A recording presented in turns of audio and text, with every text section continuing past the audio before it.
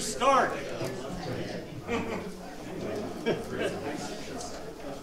All right. Welcome.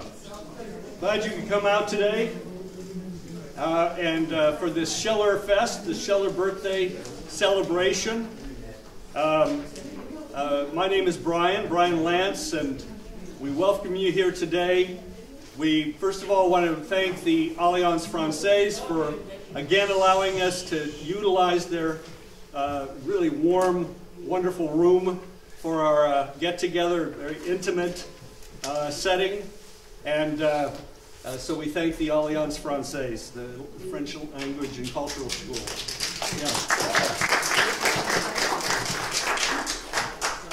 Yeah. And then a more general thank you to everybody who has contributed so much to making this event possible. All of the hard work that's gone in to the poetry, the drama. There's a lot of work that people have committed, and I think that'll definitely show today. And especially to our chorus members who are here, and there's a listing in the program of our chorus members, very dedicated, and we invite you to join our chorus. We meet every Tuesday, now at Bayland Community Center from 6 to 7:30. You don't have to know how to sing. Our maestro, Dorcille Duckins, can teach anyone to sing. It's natural, it's inborn, as he makes the point. So we welcome you to come out, to listen, and to join the chorus. And so that leads me to our maestro, Dorcille Duckins himself, who we owe so much to. Dorcille.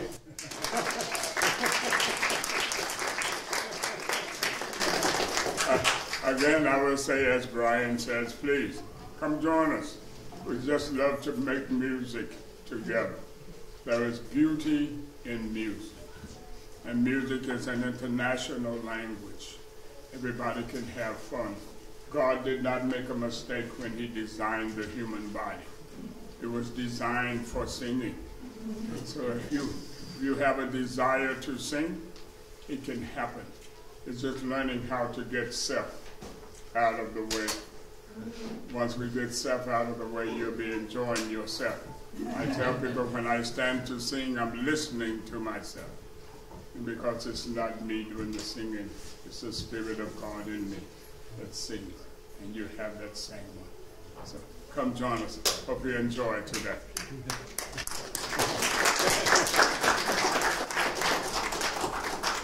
So I still have a little more here.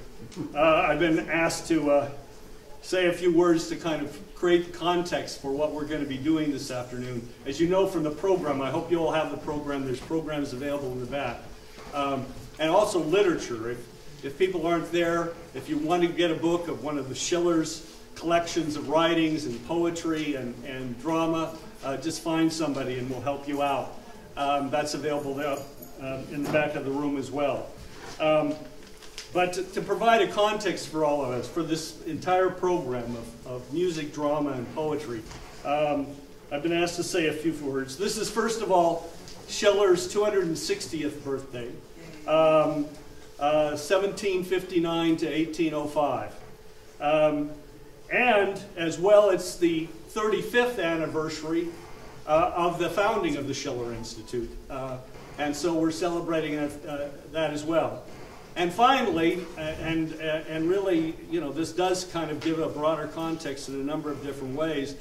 This is the if I have this right, the 30th anniversary of the fall of the Berlin Wall, the end of the Honecker tyranny in East Germany, and of course things unfolded from there. And music was a very important part. Great classical music was a very part of that organizing process, which led to a peaceful outcome, a peaceful revolution. So those are all events that you know, are part of this date. Schiller, Friedrich Schiller, to return to Friedrich Schiller. After the American Revolution, the winning of the American Revolution, which shook the world, it was celebrated around the world. In Chinese, the word for America, the United States, is Mingguo. Ming is bright.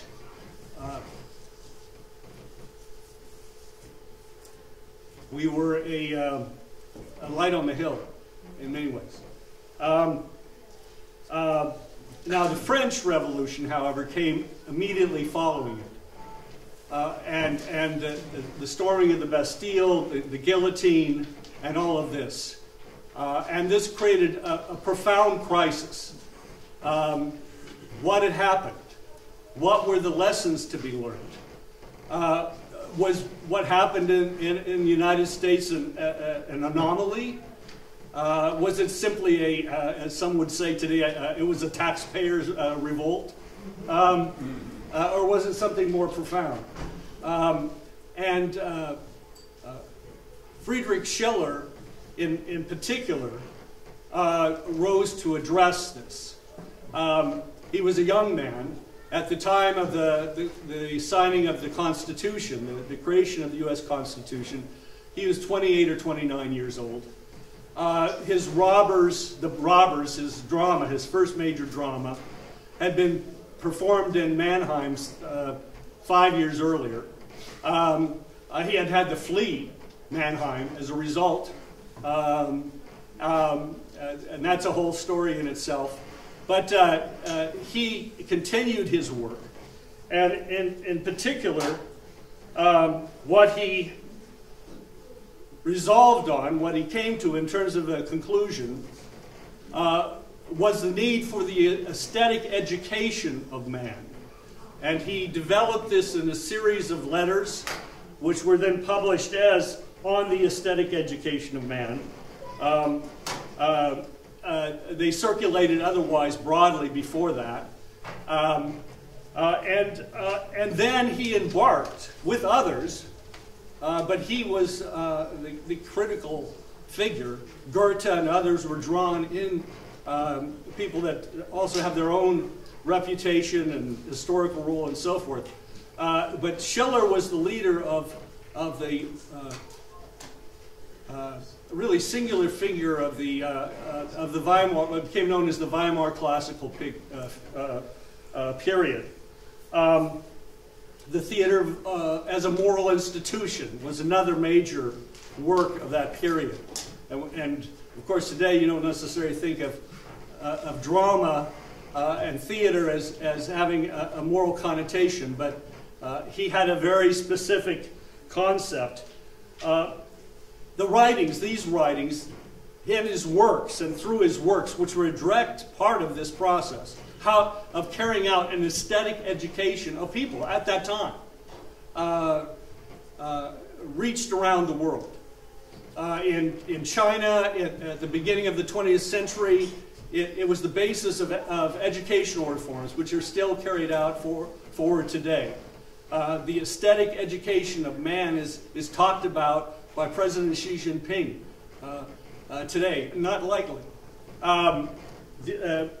Russia, Schiller was taken in, his concepts and concepts of beautiful and the sublime were taken in by the circles of Pushkin, Alexander Pushkin, and we'll hear one of his poems today, this afternoon. The circles of Keats and Shelley in England. And many of you know that Beethoven set his great Ninth Symphony to the poem Ode to Joy by Friedrich Schiller. Frederick Douglass, in his paper North Star, named Friedrich Schiller the poet of freedom and one of us. So this was a dramatic intervention by Schiller And we want to, for some of you who know him, you already have been introduced to him. But we want to introduce others to him as well and spread these ideas once again in shall we say, a fresh way. But the example of Schiller is somebody who moved the world with poetry is of great import in sizing up who we are and what we are capable of human beings. What actually moves the world? You know, an idea doesn't have weight, no physical weight. So in preparing this program for today, we were discussing in this, and we thought, well, how can we put Schiller's tools, his ideas, his method, into the hands of more people to spread his ideas, but also to unleash what Schiller was unleashing, which is the creative capacity that rests in every individual as a human being. As Schiller said, drama, plays, for example, when members of the audience leave, they should leave as better people, as uplifted people. Whether it's a tragedy, comedy, that's not the point. The point is that in terms of a tragedy, one learns by seeing that tragedy unfold. And that tragedy occurs in very human terms, but the consequences are profound, but the causes are very individual. So we're going to have two scenes. We'll have scenes from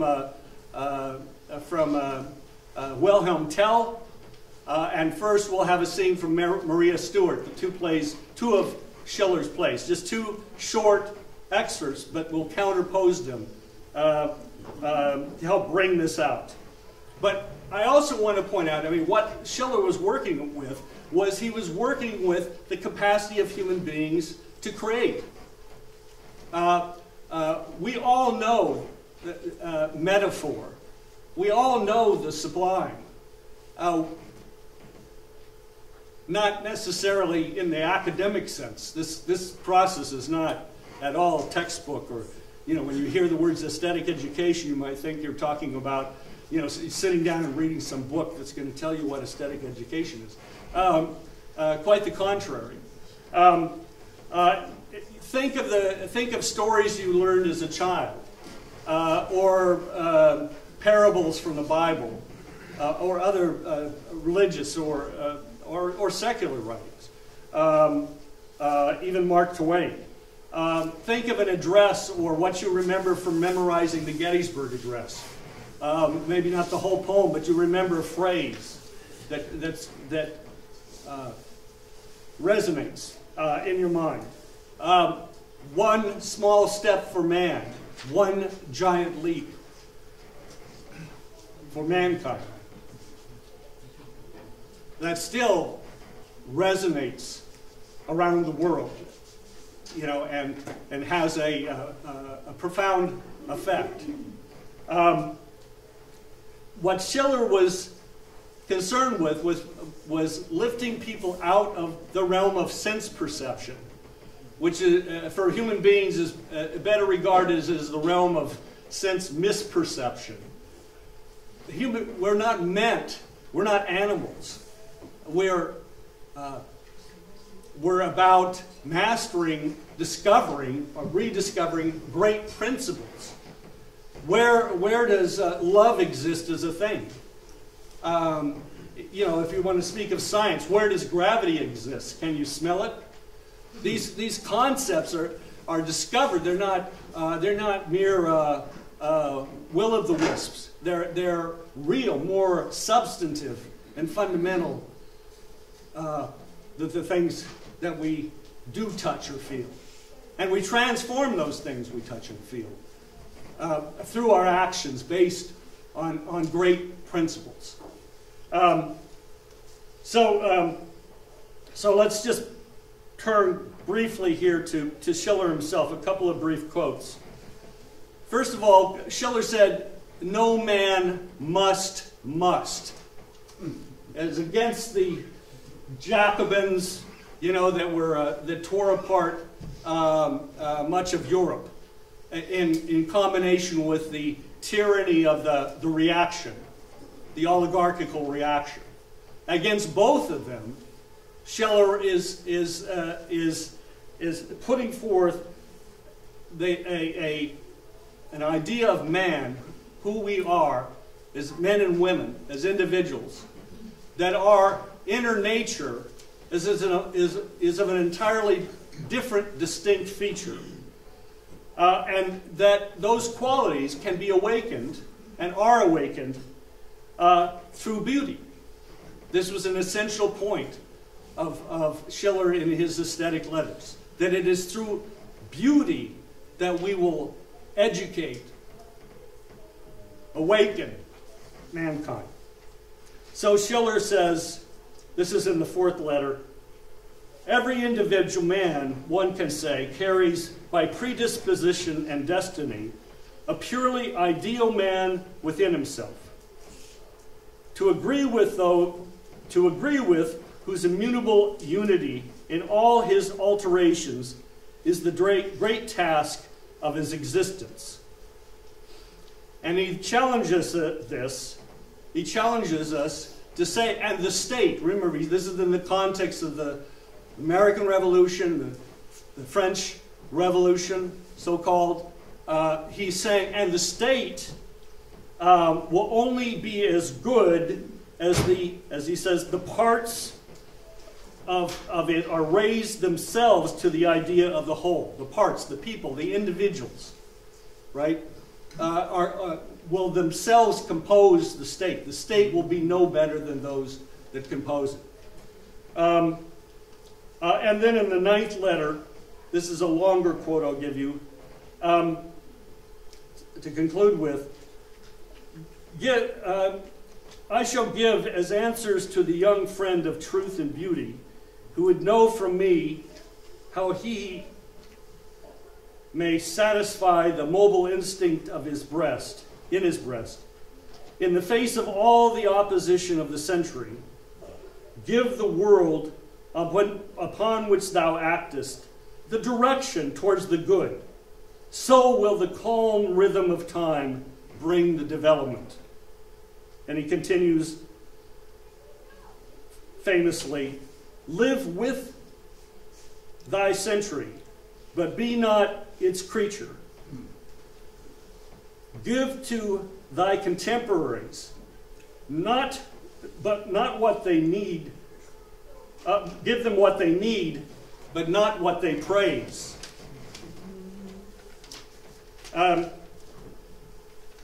Without having shared their guilt, share with noble resignation their punishments and bend with freedom beneath the yoke that they equally badly dispense with and bear. Through the steadfast courage with which thou despisest their fortune, as in misfortune, wilt thou prove that thy cowardice doth not submit to their sufferings. Imagine them to thee as they should be, if thou hast to act upon them, but imagine them to thee as they are, if thou wilt attempt to act for them. Seek their applause through their dignity, but upon their unworthiness reckon their happiness. So there will thine own nobility awaken that of theirs. And here their unworthiness not destroy thy purpose. The earnestness of thy principles will frighten them away from thee. But in play, they bear them still. Their taste is more chaste than their heart.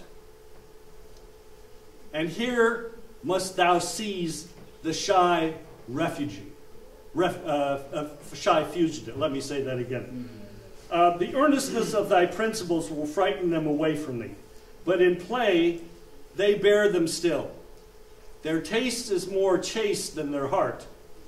And here must thou seize the shy fugitive. Their maxims wilt thou storm in vain. Their deeds condemn in vain. But thou canst try thy forming hand upon their idleness. Chase away the caprice, the frivolity, the roughness from their pleasures. So wilt thou banish them imperceptibly, too, from their actions, and finally from their character. Where thou findest them, surround them with noble, with great, with ingenious forms. Enclose them all around with symbols of excellence until appearance overcomes reality and art nature. So we hope today, with our program, in music and poems and drama, to allow you to hear, for all of us to hear with our minds, what the artist sought to create and to celebrate, which is the emergence of a more noble, ever more noble future. So we'll start today with a series of songs. They're songs or hymns to God by Haydn and Bach. We'll then hear a beautiful aria, an aria from Verdi's Don Carlos. King Philip II, we'll be hearing him, and I'm adding this because it's not specifically in the program. Don Carlos is Verdi's setting of Schiller's play by the same title. And King Philip is tortured by his own tyranny. He's made a marriage with a woman who as young as his granddaughter, and that lady is the very lady sought by his son, who has joined the radicals, the revolutionaries, against his father. And this is the tragedy that's unfolding in Spain at the time. This is loosely based on historical truths in terms of the history of the period. But regardless, it has the broader meanings that are encompassed.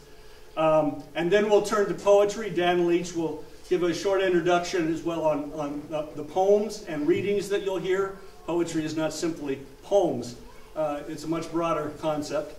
And later we'll have drama, and Joe Jennings will give a short introduction to that as well.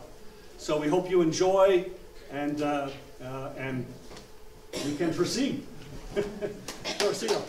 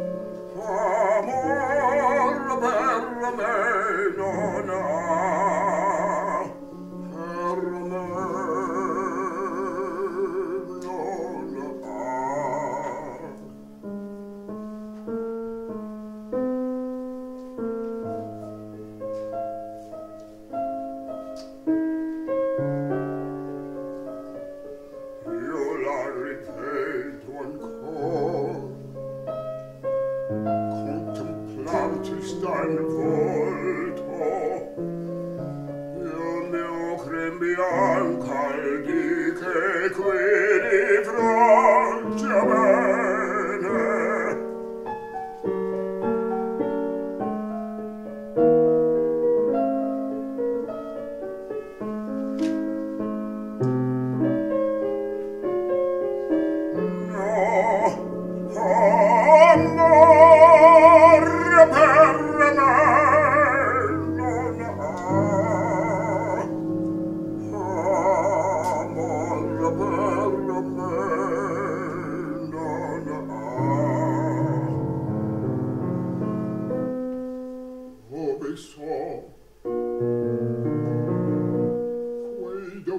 Presso a finire, l'aurora in bianca il mio velo,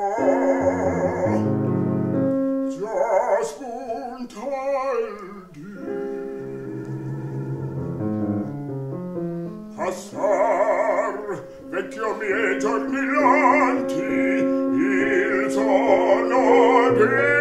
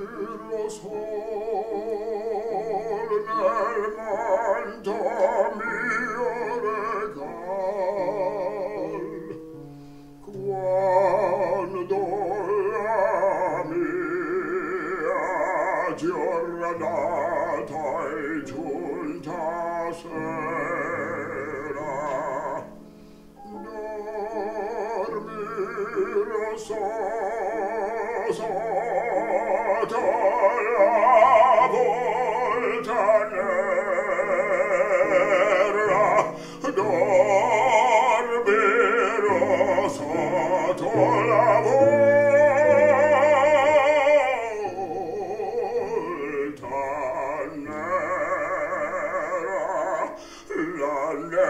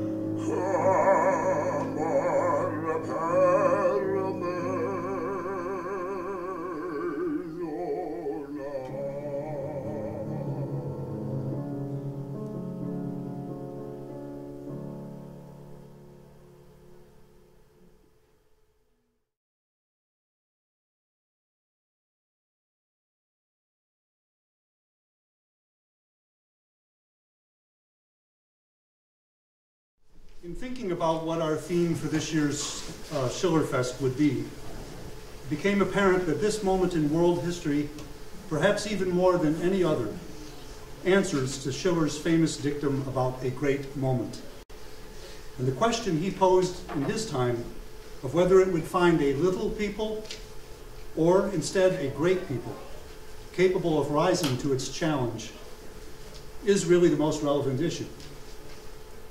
For what is the quality of the individual which allows them to rise to a great moment and act in a noble and courageous manner, and not out of narrow self-interest or the lower passions, as we have seen so many times when moments of great upheaval descend into violence and anarchy? Schiller realized that it had not to do so much with practical knowledge, but with the spirit. In conflict between our base animal nature and the ideal and universal person residing in each human soul as a potential, as if sleeping and only needing to be awakened. This he defined as the sacred mission of art. We have chosen for our poetic contributions for today with this in mind, and in accordance with Shelley's thoughts, the poet Shelley, on this subject, that the invoking of the poetic inspiration need not always be in the form of a poem per se, but can be called forth in a speech, a dialogue, sometimes a single phrase, as Brian so aptly pointed out. What is important is that the words touch the soul and awaken within it the realization of one's divine identity. That we are not merely mortal, physical beings and can contribute to something higher and lasting, and more lasting than is contained in our own brief lives. We will be hearing from Shelley himself, from his essay, A Defense of Poetry, from a letter of Beethoven, as well as poems of Shelley, Shakespeare, and the great Russian poet Pushkin, and a delightful example of classical Chinese poetry. What they all have in common is not their subject matter, but what they speak to in us. I hope you enjoy them.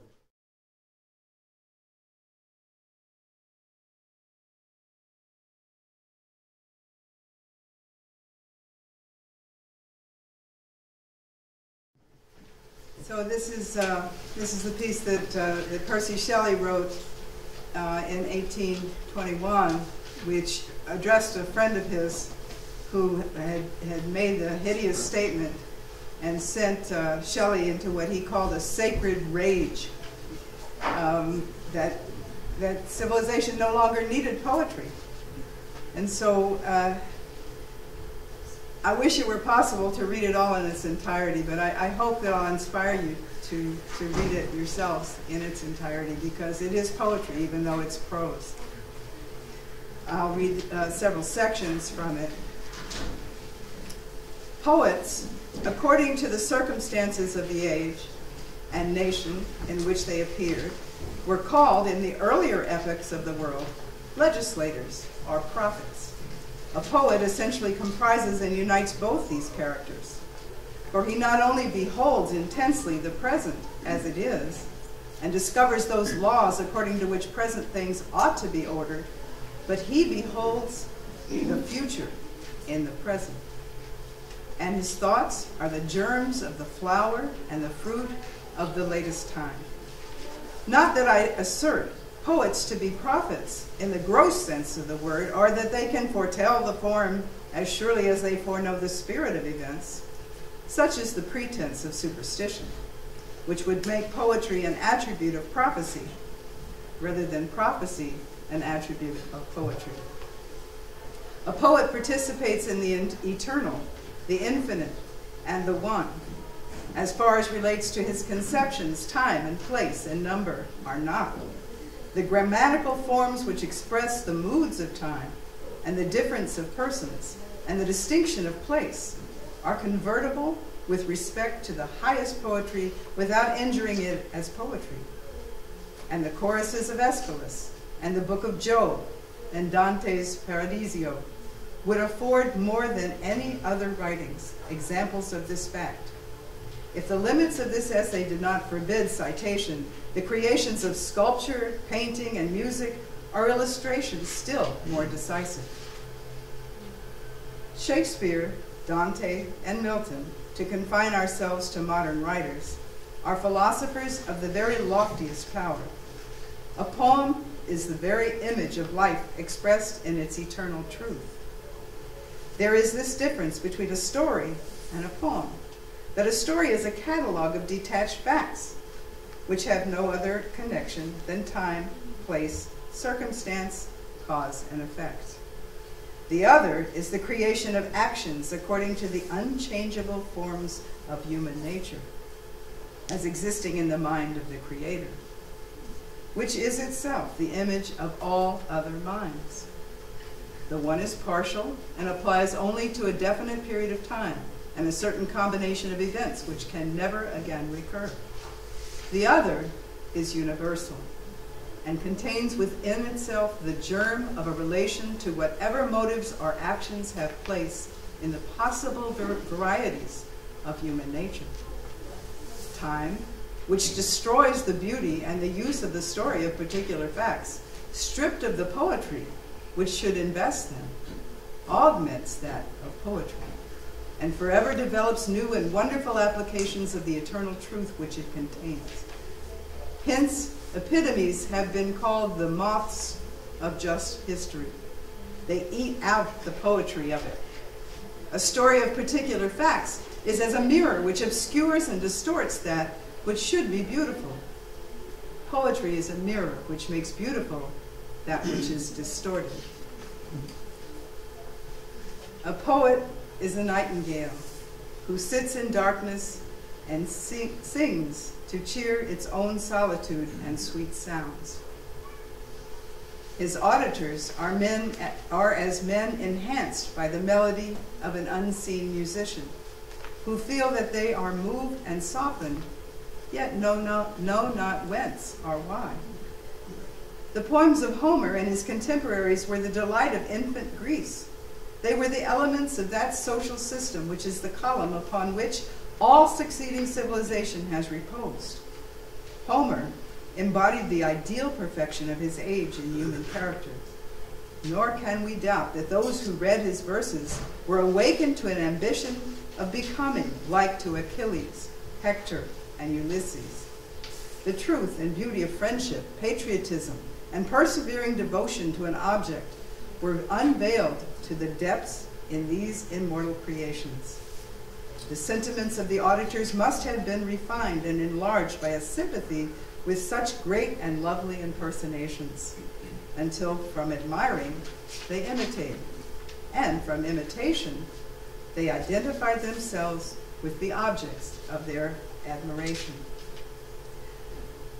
The great secret of morals is love, or a going out of our nature and an identification of ourselves with the beautiful, which exists in thought, action, or person not our own.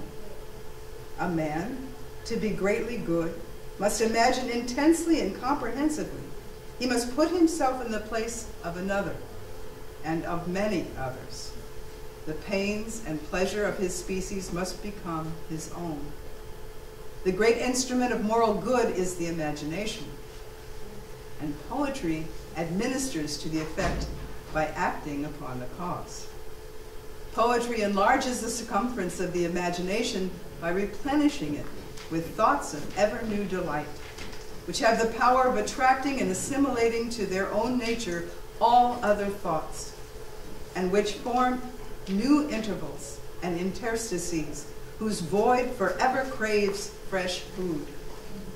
Poetry strengthens the faculty which is the organ of the moral nature of man, in the same manner as exercise strengthens a limb.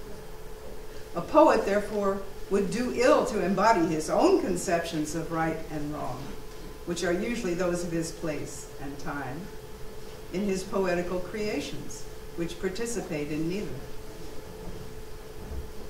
Then there's a long passage where Shelley describes how drama and poetry play a huge role in the waxing and waning of moral corruption in our society. And then he says, but corruption must utterly have destroyed the fabric of human society before poetry can ever cease. The sacred links of that chain have never been entirely disjoined, which descending through the minds of many men is attached to those great minds, whence as from a magnet the invisible effluence is sent forward, which at once connects, animates, and sustains the life of all. It is the faculty which contains within itself the seeds at once of its own and social renovation. Poetry thus makes immortal all that is best and most beautiful in the world. It arrests the vanishing apparitions which haunt the interlunations of life, and veiling them, or in language or in form, sends them forth among mankind, bearing sweet news of kindred joy to those with whom their sisters abide. Abide because there is no portal of expression from the caverns of the spirit which they inhabit into the universe of things. Poetry redeems from decay the visitations of the divinity of man. Then towards the end of Shelley's defense of society's access to beauty and the divine, he mentions a part 1 and a part 2. The second part apparently was either never written or it's been lost to us. And he ends as he began. In spite of the low-thoughted envy which would undervalue contemporary merit, our own will be a memorable age in intellectual achievements, and we live among such philosophers and poets as surpass beyond comparison any who have appeared since the last national struggle for civil and religious liberty. The most unfailing herald, companion, and follower of the awakening of a great people to work a beneficial change in opinion or institutions is poetry. At such periods, there is an accumulation of the power of communicating and receiving intense and impassioned conceptions respecting man and nature. The person in whom this power resides may often, as far as regards many portions of their nature, have little apparent correspondence with that spirit of good of which they are the ministers. But even whilst they deny and abjure, they are yet compelled to serve that power which is seated on the throne of their own soul. It is impossible to read the compositions of the most celebrated writers of the present day without being startled with the electric life which burns within their words. They measure the circumference and sound the depths of human nature with a comprehensive and all-penetrating spirit, and they are themselves, perhaps, the most sincerely astonished at its manifestations. For it is less their spirit than the spirit of the age. Poets are the hierophants of an unapprehended inspiration, the mirrors of the gigantic shadows which futurity casts upon the present, the words which express what they understand not, the trumpets which sing to battle and feel not what they inspire, the influence which is moved, which is moved not, but moves. Poets are the unacknowledged legislators of the world.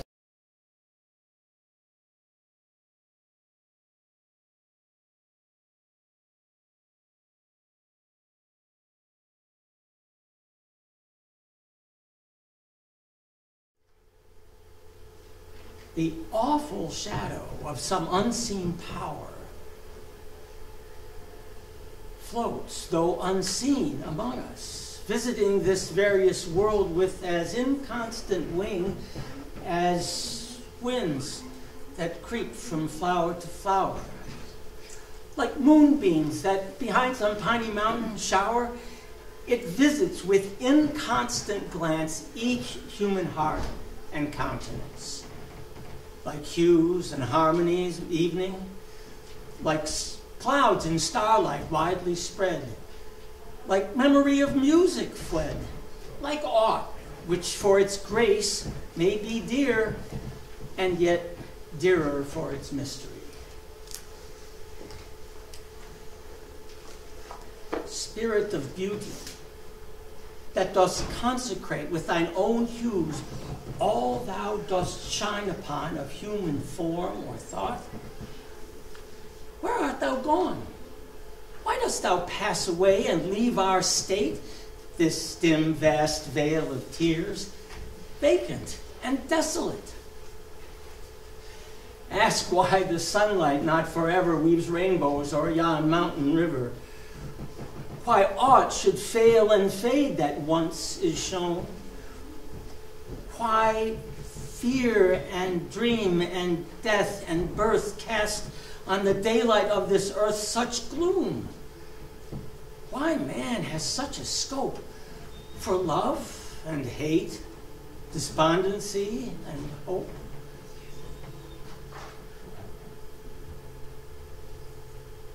No voice from some sublimer world hath ever to sage or poet these responses given. Therefore, the names of demon, ghost, and heaven remain the records of their vain endeavor. Frail spells, whose utter charm might not avail to sever from all we hear and all we see, doubt, chance, and mutability.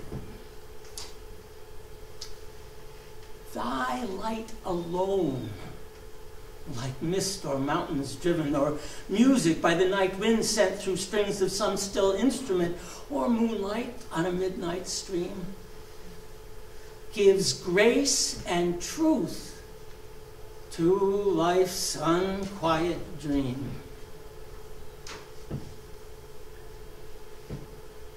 Love, hope, and self-esteem, like clouds, depart and come for some uncertain moment's lent.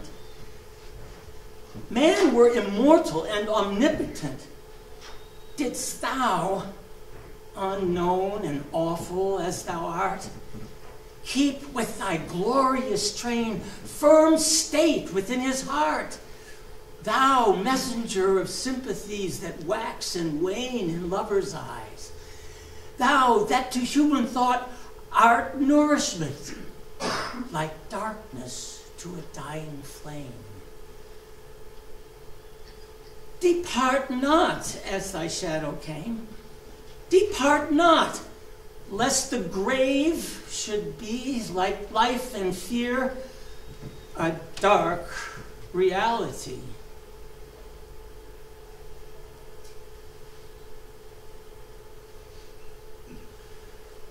While yet a boy, I sought for ghosts and sped through many a listening chamber, cave, and ruin, and starlight wood, with fearful steps pursuing hope of high talks with the departed dead.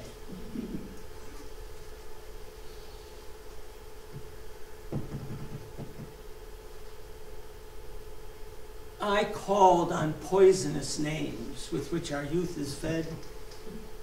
I was not heard. I saw them not.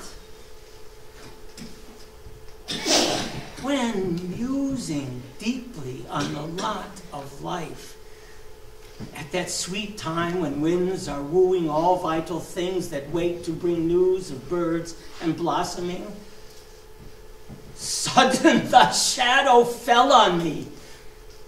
I shrieked and clasped my hands in ecstasy. I vowed that I would dedicate my powers to thee and thine. Have I not kept the vow? With beating heart and streaming eyes, even now I call on phantoms of 1,000 hours. each from his voiceless grave. They have in vision bowers of studious zeal or love's delight, outwatched with me the envious night. They know that never joy illumined my brow, unlinked with hope that thou wouldst free this world from its dark slavery. That thou, O awful loveliness, wouldst give whate'er these words cannot express.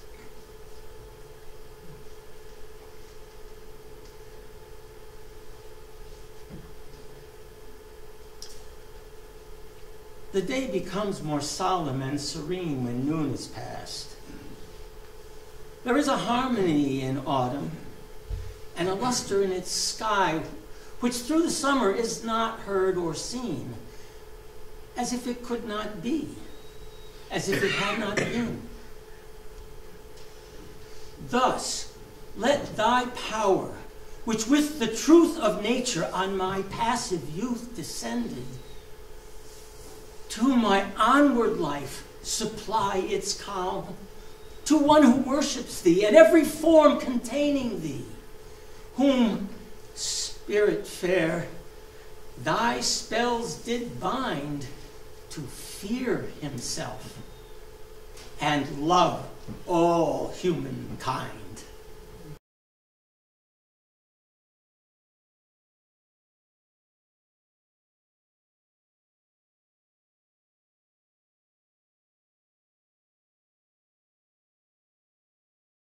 Steer, courageous sailor, although the wag may deride thee, and the skipper at the helm lower his indolent hand. Ever, ever to the west, there must the coastline be present. Lies it yet clearly, and lies shimmering before thine own ken. Trust in the pilot God, and follow the silent ocean. Were it not still, 'twould climb now from the torrents aloft. Genius stands with nature in everlasting union. What doth promise the one, surely the other fulfills.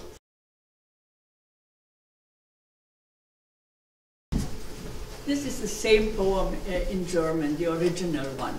It's conceived by Schiller, whereby he encourages in imagination Columbus to seek foreign shores and not to be discouraged. So therefore, steuere, mutiger Segler, es mag der Witz dich verhöhnen und der Schiffer am Steuer senken die lässige Hand. Immer, immer nach West, dort muss die Küste sich zeigen. Liegt sie doch deutlich und liegt schimmernd vor deinem Verstand. Traue dem leitenden Gott und folge dem schweigenden Weltmeer. Wer sie noch nicht, sie stieg jetzt aus den Fluten empor. Mit dem Genius steht die Natur in ewigem Bunde. Was der eine verspricht, leistet die andere gewiss.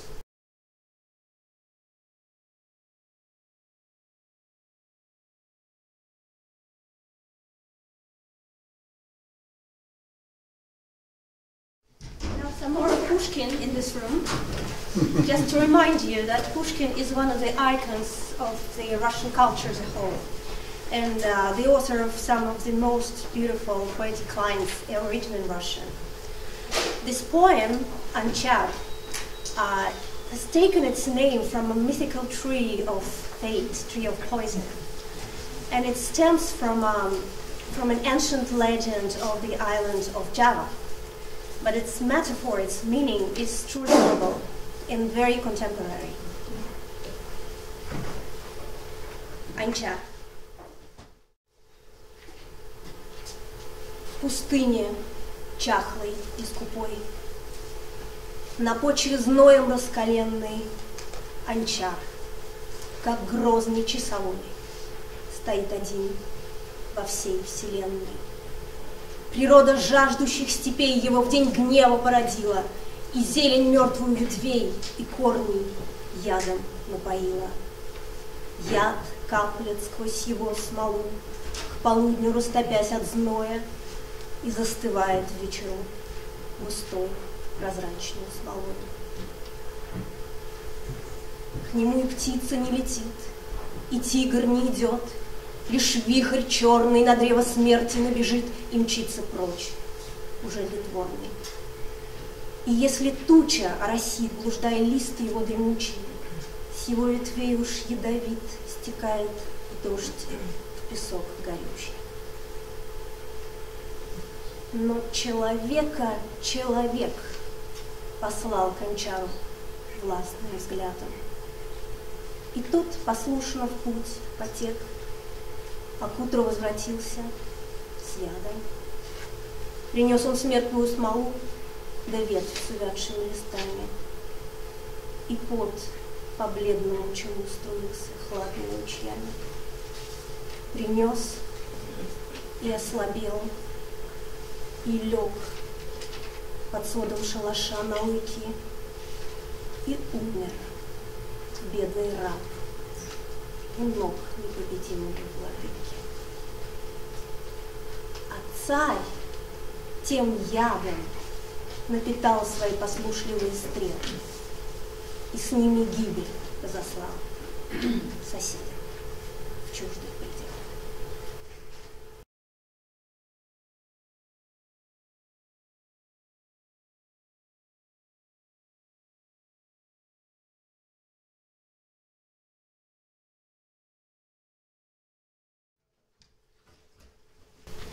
Schiller, while he was looking at the American Revolution, his ideas, he was also looking back to Greece.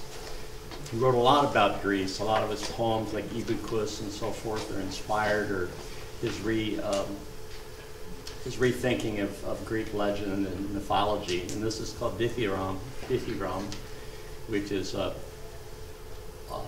ode to Bacchus. And he references in the first verse these beautiful, joyous gods coming into this earthly hall. Now, he doesn't really believe in these gods, of course, of Bacchus, the Cupid, the god of love, but you get this rich picture of immortality, and then he's asking in the second verse, can I join you? What can I, a mere mortal, give you?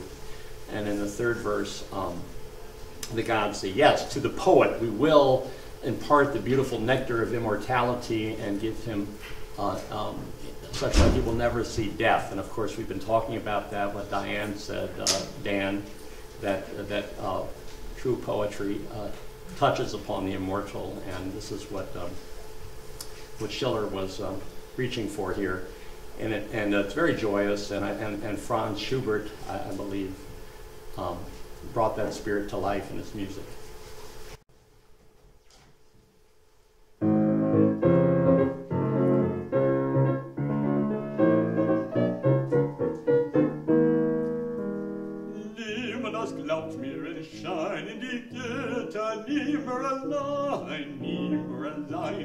Kaum dass sich Bacchus den lustigen Haber, kommt dann schon Amor der leckenden Knabe. Phoebus der Hellische findet sie kein, Phoebus der Hellische findet sie kein. Sie nahen, sie kommen, die himmlische Halle, mit Getäne füllt sie die irdische Halle. Sie nahen, sie kommen, die himmlische Halle, mit Getäne füllt sie die irdische Halle, mit Getäne füllt sie die irdische Halle.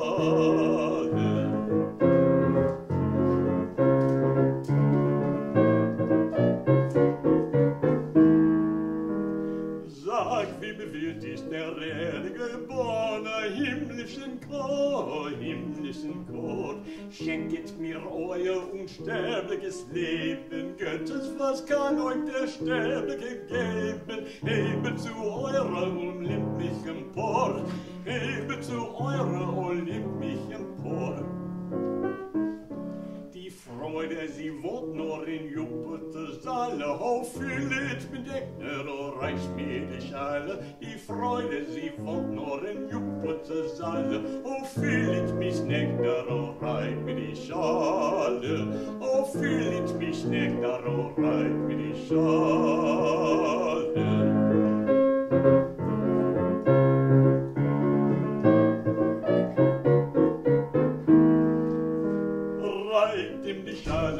Schenke dem Dichter, hebe noch ein, netz ihm die Augen mit himmlischer Schauer, dass es den Stickste verhasst nicht schaue. Einer, der uns sich denken zu sein, einer, der uns sich denken zu sein.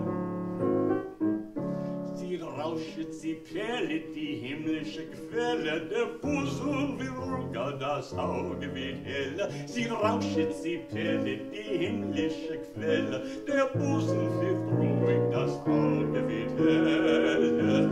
Der Busen wird ruhig, das Auge wird heller.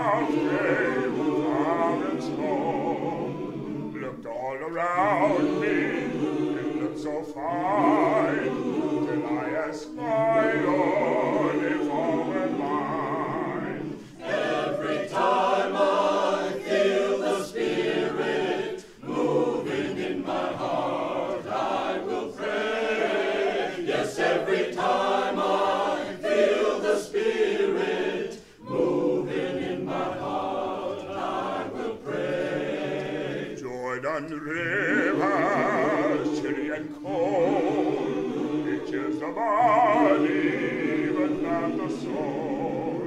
There There ain't but one train upon this track. It goes to heaven and right back.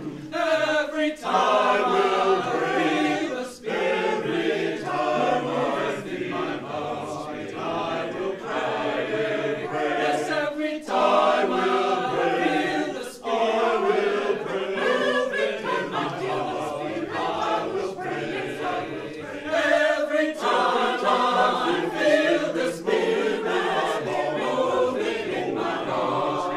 I'll pray, yes, every time I feel the Spirit moving in my heart.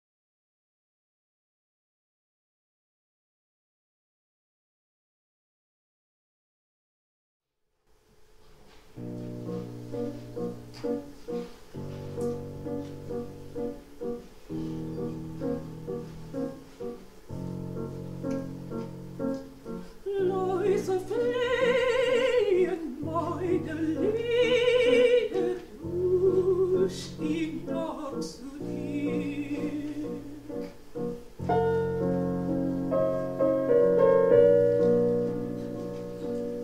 In den stillen Hainen nieder, Liebchen, komm zu mir.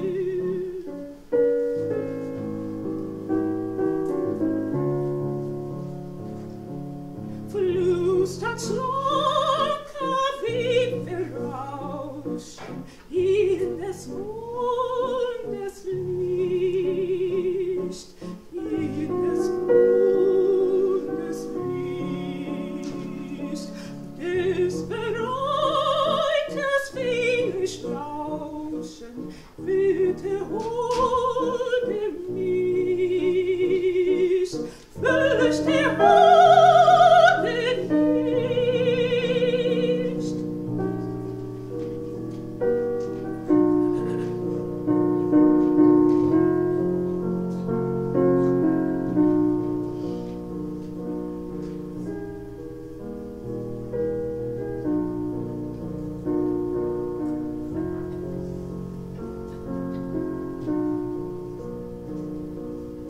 Aus die Nacht, die Kalken schlagen, ach, sie fliehen in dich.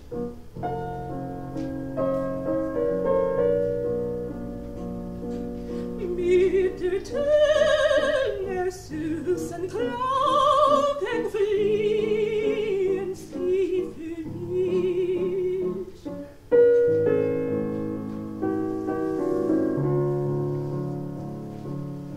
Sie verstand des bösen Sinnen, kennen Liebesschmerz, kennen Liebesschmerz. Ruhe mit den Siebetönen, jedes falsche Herz, jedes falsche Herz. Lass mir wieder bloß bewegen, Liebchen, hole mich, beben nur ich dir entgegen.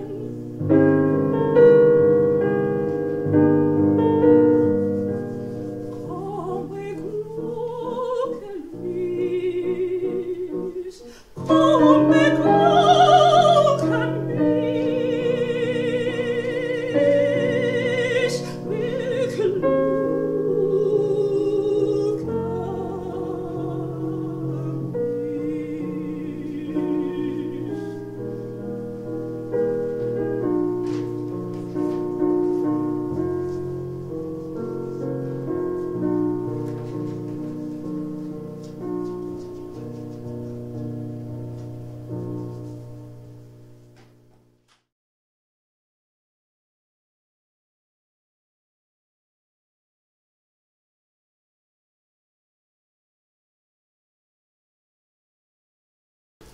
Lyndon LaRouche wrote a lot about tragedy. 2003 essay he wrote called Politics as Tragedy. And of course, if we look around, we can see it before our eyes. But that the purpose of good theater, worthy theater, the kind that Schiller tried after what Brian described as the failure of the French Revolution, to create a popular culture to make people worthy of citizenship, right? To see, to deliberate on the matter, on the great affairs of history. It's easy to gripe about the politicians, as I often do in the field, or people often do in the field, and I say, okay, you're president tomorrow. You're facing the biggest financial crisis in history. What do you do? Well, I don't know. I vote for the Republicans. That's not enough. So we are presenting a couple of scenes here to one from Mary Stuart. Now, this was reflected back to what was going on in Schiller's time. The religious wars of the 30 Years' War were still in fresh memory of the people in Germany. You know, just 30 years of Catholic versus Protestant carnage.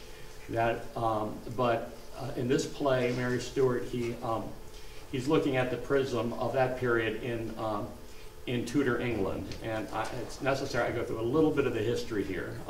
Most of you remember or know a little bit about Henry VIII, right? Notorious Henry VIII.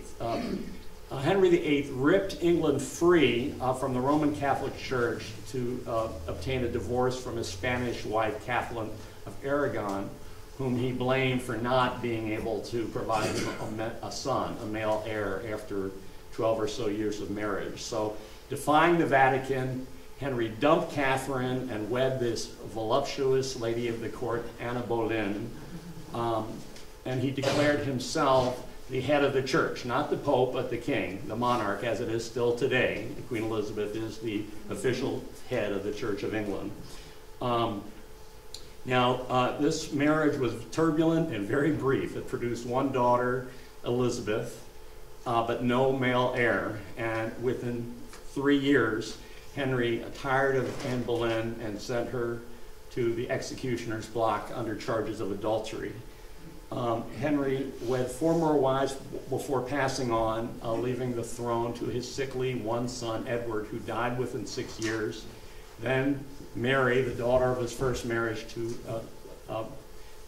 Catherine of Aragon, ardent Roman Catholic, she became the queen and tried to bring England back into the fold of the Catholic Church unsuccessfully, and she soon died, and England was just torn apart by religious friction for years. But next in line was Queen Elizabeth, Henry's daughter by Anne Boleyn. And the faithful Catholics, of course, would not accept Elizabeth as queen. She was born of an illicit marriage in an outlawed church, and possibly not even the biological daughter of her purported father, Henry VIII. So these ardent Catholics pinned their hope on the only other surviving member of the Tudor bloodline, which was Mary, Queen of Scots, who herself lived a very turbulent life, was for 6 months Queen of France. Her spouse died, went back to Scotland, married, quite a turbulent life. But she was forced to flee Scotland and took brief refuge in England. Elizabeth authorities say, well, just a moment, please. We're going to take you into temporary custody. And that temporary custody for Mary lasted 19 years, okay, where she was under house arrest in England. Okay, so anyway, as we enter this scene, Schiller creates in his imagination and ours what might have happened if these two queens had come together. This is 1589, historically right before Mary herself made that walk up to the scaffold. But Mary here wishes to petition her cousin Elizabeth for her release and for her freedom. Now, can these two queens overcome their distrust and finally bring peace to the people and the nation of England?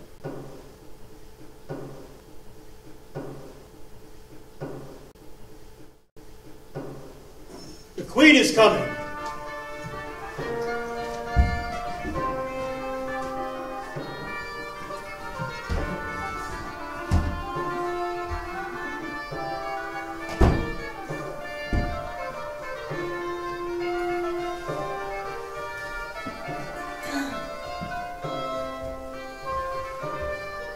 What country seat is this? 'Tis Fotheringay Castle. Dispatch my retinue ahead to London. People throng too strongly on the roads. We seek a shelter here in this silent park. My good people do love me too much. Excessive, idolatrous are the tokens of their joy. Thus one reveres a god, but not a mortal. Oh God! From out these features speaks no heart. Who is this lady? Thou art at Fotheringay, your majesty. Who has done this to me? Lord Leicester. It hath already happened, Queen. But now that heaven hath guided thy footsteps here, let magnanimity and pity triumph. Be moved by our entreaties, royal lady, to cast thine eye on this unhappy one who here before thy sight is fading.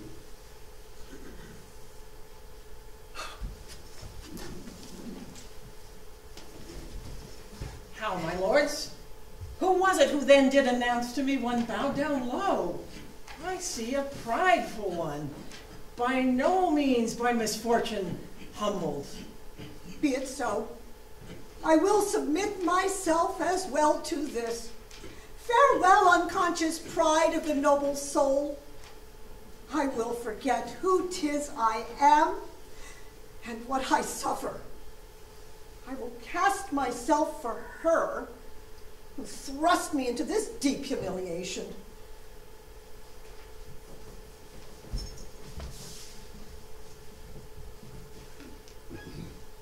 The heavens have decided for you, sister. Happy the head crowned with victory, the Godhead I adore, which raised you up. Yet, be you also noble-minded, sister? Let me not lie here disgracefully. Your hand, stretch out. Extend to me the royal rights to lift me from this deep decline. You are in the place which suits you, Lady Mary. And thankfully, I praise my great God who has not seen fit that I should at your feet lie, as you are lying now at mine. Think of the change of all things human. Gods live, who vengeance take on arrogance. Revere them, fear them, these most dreadful ones, who hurled me down before your very feet. For the sake of these strange witnesses, do not honor yourself in me. Profane not. Sully not the blood of the Tudors, which flows in my veins as it doth in yours. Oh, God in heaven, stand not there so rough and unavailing, like a rocky cliff, which one has been stranded with great endeavor, vainly strives to seize. Oh, my life, my destiny, my all, depends upon the power of my words, my tears. Release my heart, that I may move yours.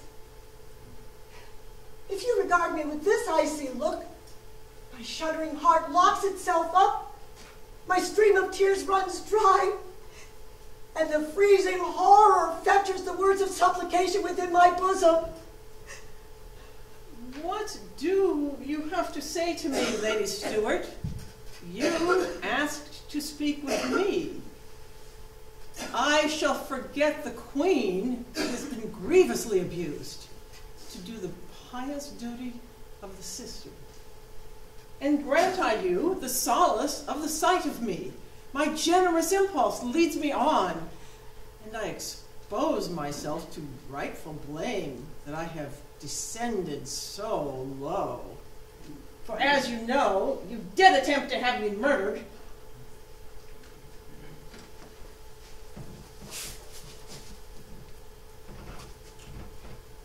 By what means shall I make a start? How shall I prudently arrange my words so they grip your heart, but give you no offense? Oh God, give power to my speech. Take from it each thorn that could do harm. Yet I cannot speak for myself freely without severely indicting you. That I will not do. The way you've acted towards me is not right, because I am a queen like you. You kept me locked up as a prisoner. I came to you as a supplicant. You, the holy law of hospitality, the holy rites and my people deriding, confined me within prison walls, abandoned me to unworthy want, placed me before ignominious court, but not more thereof.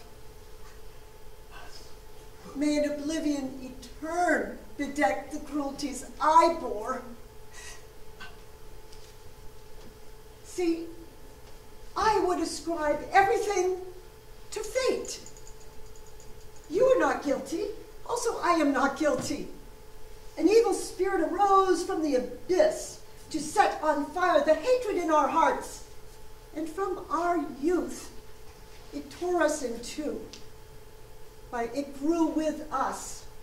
And evil-minded men did fan the grievous flame with their breath. Insane fanatics amply did equip with sword and dagger the uncalled for hand. That is the cursed destiny of kings. Now twixt us there stands a foreign tongue, no more. We look at each other face to face with one another. Now, sister, speak. Point out to me my guilt, for which I wish to give you total satisfaction. Had you granted me a hearing when I had so urgently besought your eye, it would not have come so far, nor have happened here in this unhappy place, this miserable unhappy rendezvous. My lucky star protected me that I did not lay the adder to my breast. Not destiny, but your own blackened heart indict, the wild ambition of your house. Nothing hostile had occurred between us when your proud uncle, the imperious priest, who after every crown his daring hand extends, threw down the gauntlet to me, deluded you to take my coat of arms, to claim my royal title as your own, to enter into mortal combat with me. Whom did he not call up to fight against me? The priest's tongue lashing and the people's swords, the frightful arms of pious lunacy. And even here in my kingdom's peaceful seat, he fanned the flames against me of revolt. But God is with me, and the prideful priest did not retain the field. My head it was, the blow had threatened, and it's yours that falls. I stand in the hand of God. You would not exempt yourself so bloodily from power that's yours. Who shall then hinder me? Your uncle gave the standard for all kings throughout the world. How one negotiates a peace with one's enemies. My school be that of Saint Bartholomew.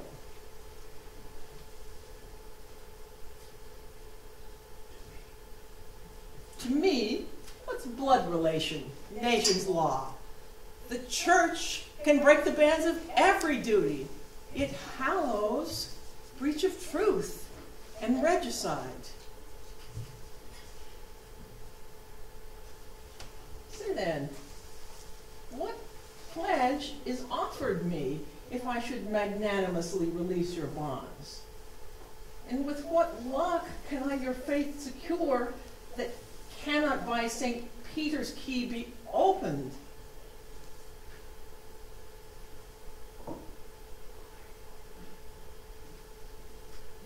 My only surety is force alone.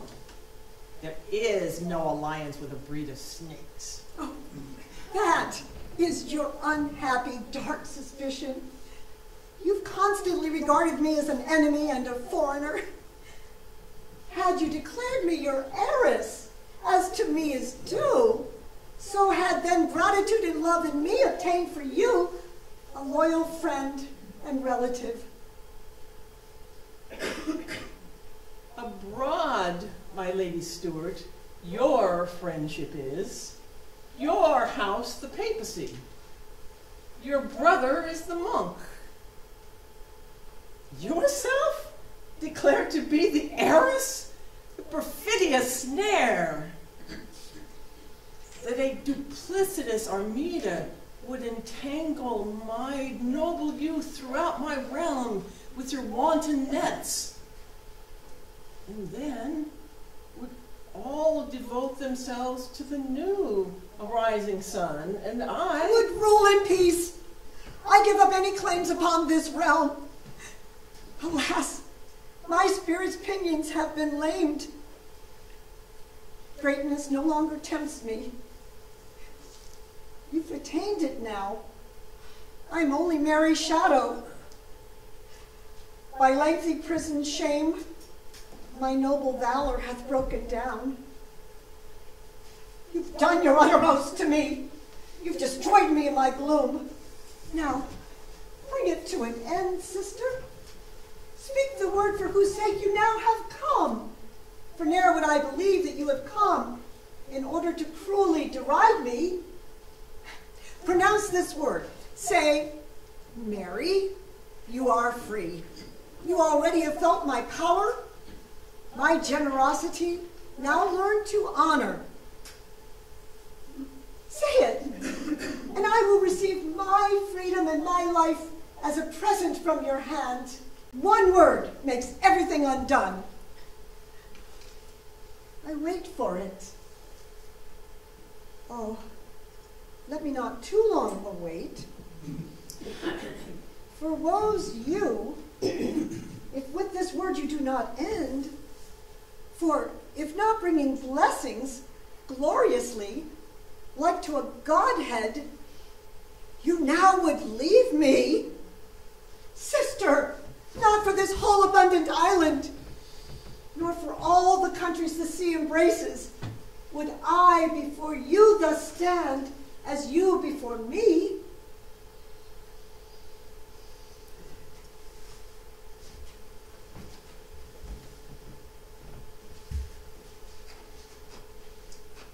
Do you at last admit you are defeated?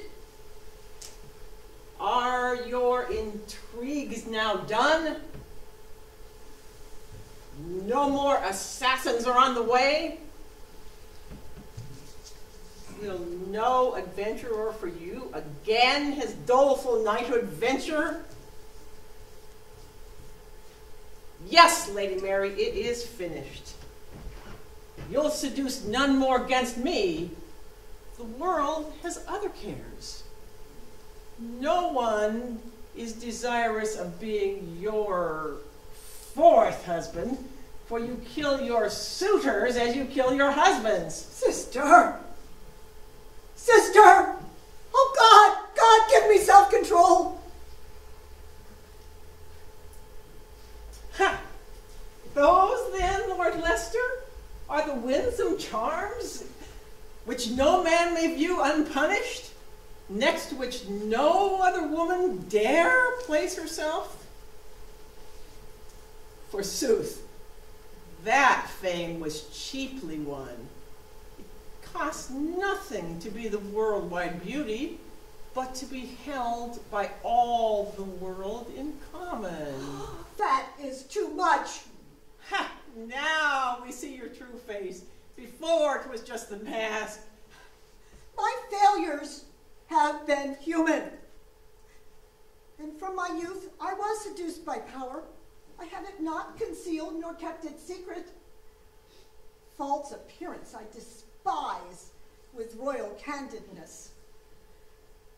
The worst of me, the world knows well. And yet, I can say I am better than my fame. Woe's you, if from your deeds in one day draws the cloak of honor, with which you with glister conceal the savage fires of furtive lusts.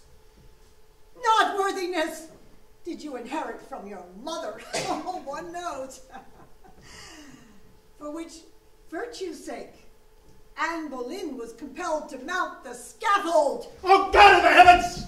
Must it come to this? Where is the self-control, the subjugation, my Lady Mary? Self-control. I have endured what human nature can endure. Farewell, lamb-hearted resignation. Fly to the heavens, patient sufferance. Break loose thy shackles now. Come forth from out thy cavern, long resentment waiting. And thou, who gave the angered basilisk the murderous glance, lay down upon my tongue the poisonous darts. She is beside herself. Forgive the raging one, the angered one. Listen not to this raging one.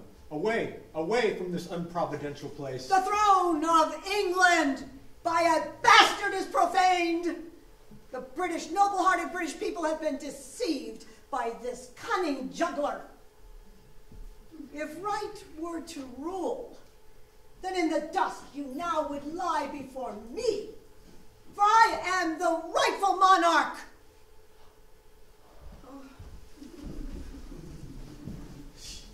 What have you done? She has left in a rage. All hope is over now. Gone hence in wrath. She carries death in her heart. I know it. Oh, I am happy now, Hannah. At last, after whole years of sorrow and debasement, one moment of victorious revenge.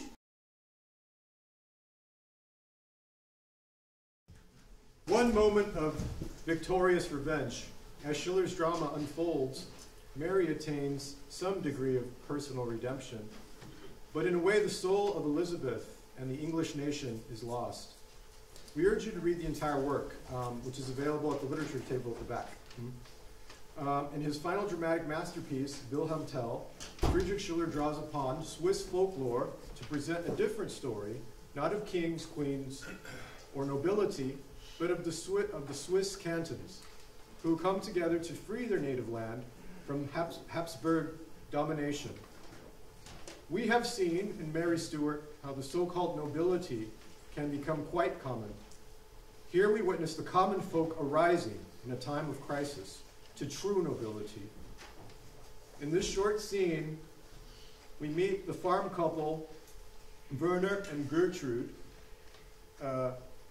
Stauffacher, standing citizens of piety and virtue. But the times demand something more.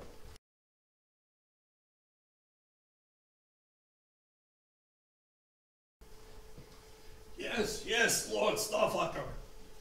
As I told you, swear not to Austria if you can help it. Hold firmly to the empire as before. God shield you in your ancient freedom. But stay until my wife returns. You are my guest in Schwyz. I in Luzerne am yours. But thanks. I must to Gersau yet today.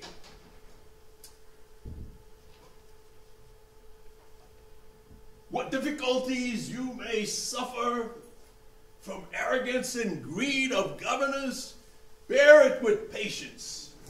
It can alter quickly. Another emperor can gain the throne, but once Austria's, you are hers forever.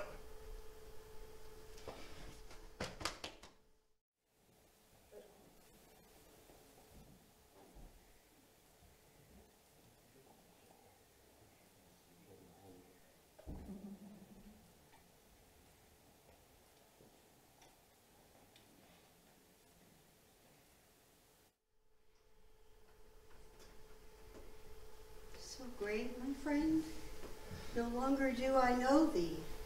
For many days in silence I observe how gloomy spirits furrow in thy brow. Upon thine heart a silent grief is weighing. Confide in me, I am thy faithful wife, and I demand my half of all thy sorrow. What can oppress thine heart? Tell it to me. Thine industry is blessed. Thy fortunes bloom, full of the barns and now the herd of oxen. The breed of horse, sleek and fully fed, are safely from the mountain brought back home to winter in their comfortable stalls. Here stands thy house, rich like a nobleman's. From beauteous timber is it newly built and fit together with the standard gauge. From many windows shines it pleasant, bright. With colored coats of arms is it adorned. And proverb sage, the which the wanderer delaying reads, and at their meaning wonders.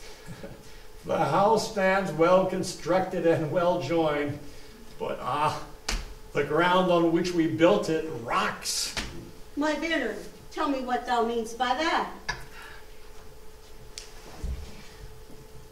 Of late, as now, I sat beneath this linden, with joy reflecting on what's fairly done, when comes from Küssnacht, from his citadel, the governor, riding with his mercenaries. Before this house he halted with surprise, though thinking quickly and submissively, I approached the lord who represents the emperor's judicial power in this land. To whom belongs this house? He asked maliciously, though well he knew it. And thinking quickly, I answered him, this house, Lord Governor, is my lord the emperor's, and yours and mine in fief.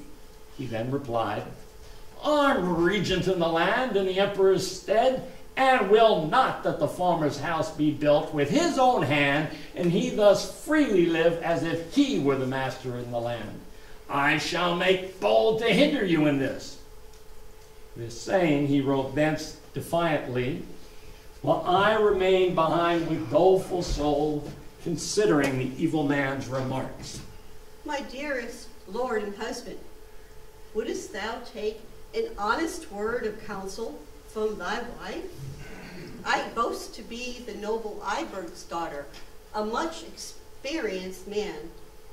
We sisters sat spinning wool throughout the lengthy nights when round our father, the leaders of the people, convened themselves. There the parchments read of ancient emperors and the country's weal considered in judicious conversation. Heedful, I heard their many prudent words. What intellectuals think, what good men wish, and silently I've kept them in my heart. So listen to me now and heed my speech, for what thee pressed, behold, I long have known.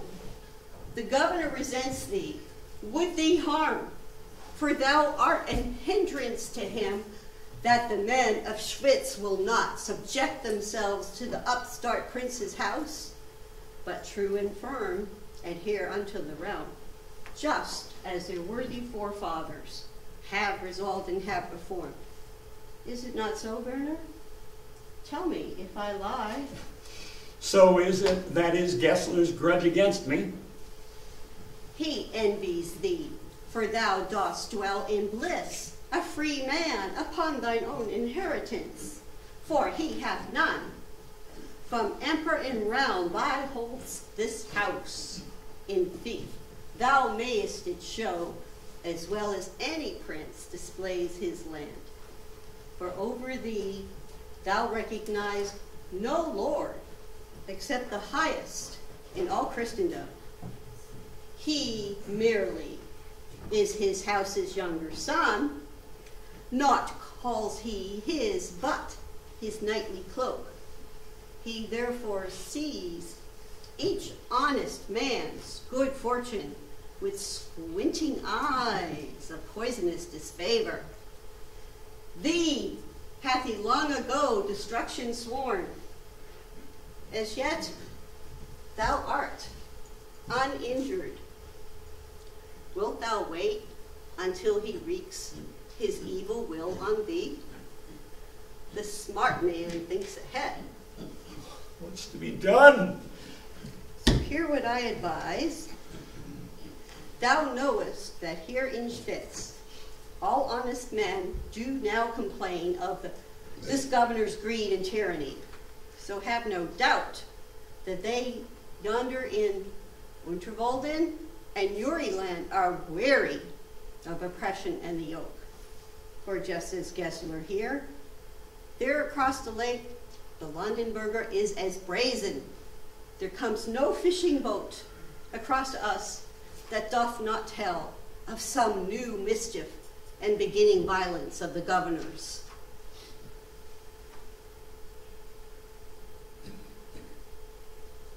Therefore, it would be wise if some of you of sound intent did quietly confer how we might free ourselves of this oppression. So well I know that God will not desert you and will be gracious to a righteous cause.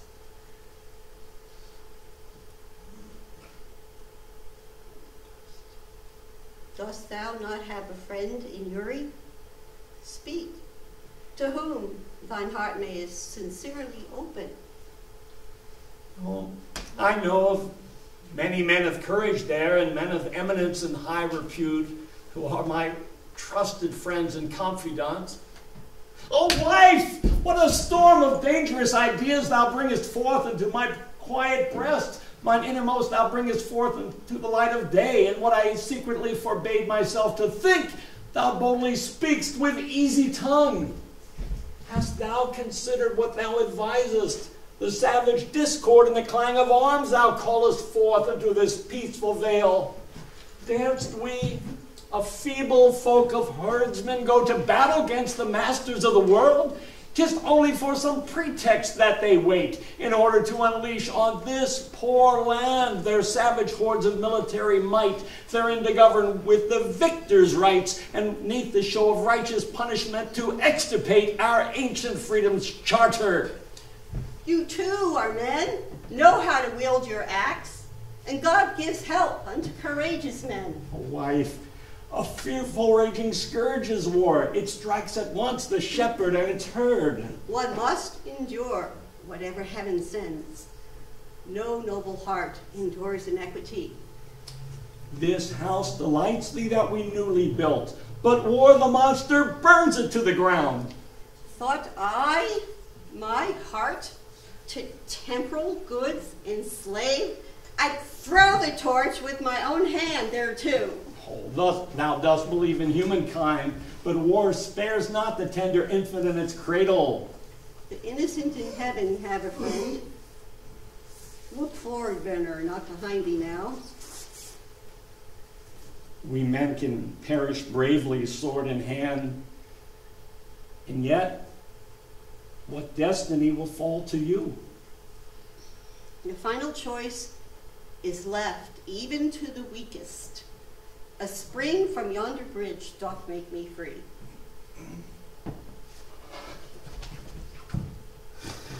Who presses such a heart into his bosom, He fearlessly can fight for hearth and home, and fears he not the host of any king. To Uri shall I post without delay. There lives a friend of mine, Lord Walter First, who thinks the same as I about these times. There also find I noble Banneret of Addinghouse, although of lofty stock, he loves the people, honors ancient customs. With both of these I shall confer how one may bravely fight against the country's foe. Farewell.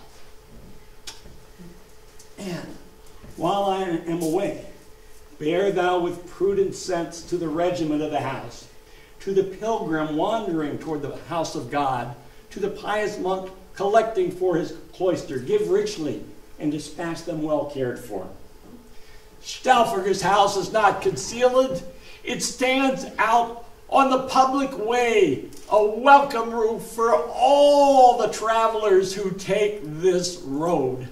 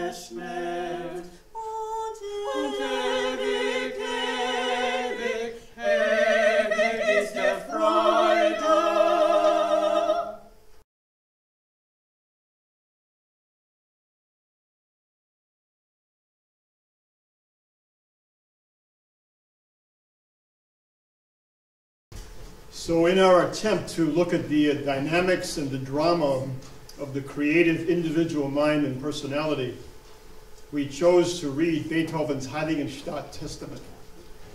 Now this was written, this written testament was found in Beethoven's papers at the time of his death in 1827. And from the known dating, it was written in something like, was written in 1802, as he mentions at the age of 28. Probably sometime after his second symphony had been composed. So in reading through this testament, I ask you to reflect on two things.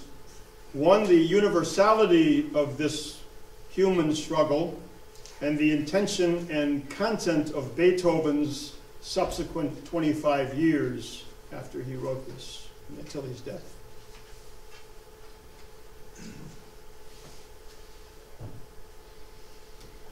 O you men who think or say that I am malevolent, stubborn, misanthropic, how greatly you do wrong me. You do not know the secret cause that makes me seem that way to you. From childhood on, my heart and soul have been full of the tender feelings of goodwill, and I was ever inclined to accomplish great things. But think, that for 6 years now I have been hopelessly afflicted, made worse by senseless physicians, from year to year deceived with hopes of improvement, finally compelled to face the prospect of a lasting malady, whose cure will take years, or perhaps be impossible. Though born with a fiery temperament, active temperament, even susceptible to the diversions of society, I was soon compelled to withdraw myself to live life alone. If at times I tried to forget all this, how harshly I was flung back by the doubly sad experience of my bad hearing. Yet it was impossible for me to say to people, "Speak louder, shout, for I'm deaf." How could I possibly admit an infirmity in the one sense which ought to be more perfect in me than others, a sense that I once possessed in the highest perfection, a perfection such as few of my profession enjoy or ever enjoyed? Oh, I cannot do it. Therefore, forgive me when you see me draw back, when I would have gladly mingled with you. My misfortune is doubly painful to me because I am bound to be misunderstood. For me, there can be no relaxation with my fellow men, no refined conversations, no mutual exchange of ideas. I must live almost alone as one who has been banished. I can mix with society only as much as true necessity demands. If I approach near to people, a hot terror seizes upon me, and I fear being exposed to the danger that my condition might be noticed. Thus it has been during the last 6 months, which I have spent in the country. By ordering me to spare my hearing as much as possible, my intelligent doctor fell in with my own present frame of mind, although sometimes I run counter to it by yielding to my desire for companionship. But what a humiliation for me when someone standing next to me heard a flute in the distance and I heard nothing. Or someone heard a shepherd singing and again I heard nothing. Such incidents drove me almost to despair, and a little more of that and I would have ended my life. It was only my art that held me back. It seems to me impossible to leave the world until I had brought forth all that I felt within me. So I endured this wretched existence, truly wretched for so susceptible a body which can be thrown by a sudden change from the best condition to the very worst. Patience, they say, is what I must now choose as my guide, and I have done so. I hope my determination will remain firm to endure it until it please the inexorable fates to break the thread. Perhaps I shall get better, perhaps not. I am ready.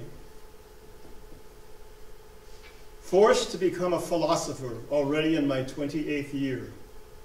Oh, it is not easy, and for the artist, much more difficult than anyone else. Divine One, thou seest my inmost soul. Thou knowest that therein dwells the love of mankind and the desire to do good. Oh, fellow men, when at some point you read this, consider that you have done me an injustice. Someone who's had a misfortune may console himself to find a similar case to his, who, despite all the limitations of nature, nevertheless did everything within his powers to become accepted among worthy artists and men. You, my brothers, Karl and Johann, as soon as I am dead, if Dr. Schmidt is still alive, ask him in my name to describe my malady and attach this written documentation to his account of my illness, so that so far as it is possible, at least the world may become reconciled to me after my death. At the same time, I declare the two of you to be the heirs to my small fortune, if so it can be called, divide it fairly. Bear with and help each other. What injury you have done me, you know, was long ago forgiven. To you, Brother Carl, I give special thanks for the attachment you have shown to me of late. It is my wish that you may have a better and freer life than I have had. Recommend virtue to your children. It alone, not money, can make them happy. I speak from experience. This was what upheld me in the time of misery. Thanks to it and to my art, I did not end my life in suicide. Farewell, and love each other. I thank all my friends, particularly Prince Lichnowsky and Professor Schmidt. I would like the instruments from Prince Lichnowsky to be preserved by one of you, but not to be the cause of strife between you. And as soon as they can serve you a better purpose, then sell them. How happy I shall be if I can still be helpful to you from my grave. So be it. With joy, I hasten to meet death. If it comes before I've had the chance to develop all my artistic capacities, it will still be coming too soon despite my harsh fate. And I should probably wish it later. Yet even so, I should be happy. For would it not free me from the state of endless suffering? Come when thou wilt, I shall meet thee bravely. Farewell, and do not wholly forget me when I am gone. I deserve this from you, for during my lifetime I was thinking of you often and of ways to make you happy. Be so.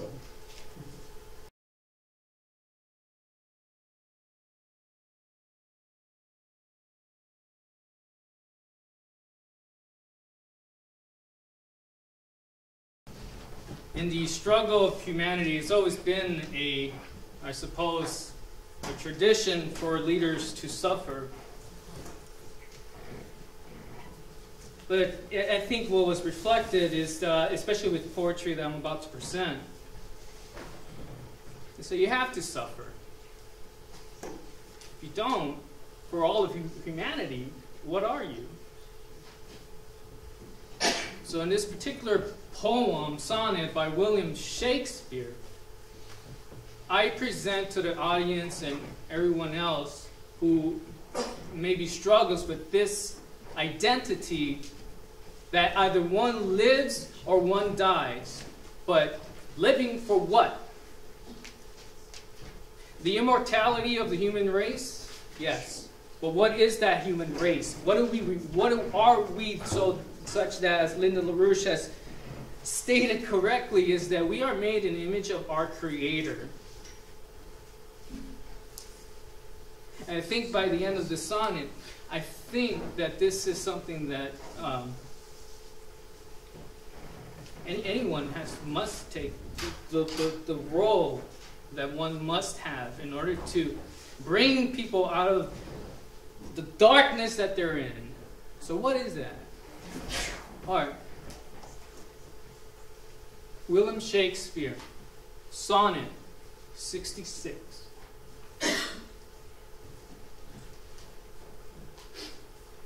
Tired with all these, for restful death I cry, as to behold desert, a beggar born, and needing nothing, trimmed in jollity, and purest faith, unhappily forsworn, and gilded honor, shamefully misplaced, and maiden virtue, rudely strumpeted, and right perfection, wrongfully disgraced, and strength, by limping sway, disabled,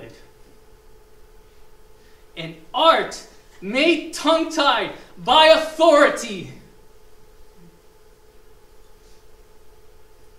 and folly, doctor-like, controlling skill. and simple truth, miscalled simplicity, and captive good, attending Captain ill. Tired with all these, from these would I be gone, save that. To die, I leave my love alone.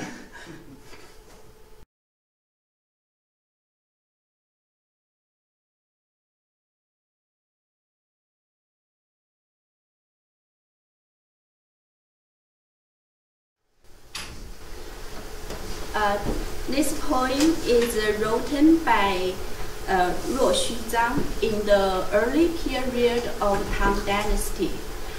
During the whole life of Ruo Xuzang, he just left 2 poems for us.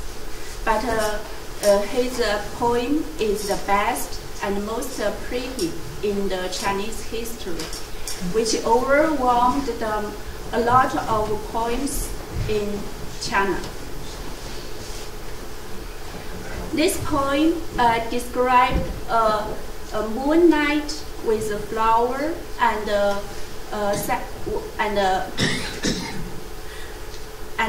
river, but it conveys the meaning of humans' pursuit for a spirit homeland. Let's start.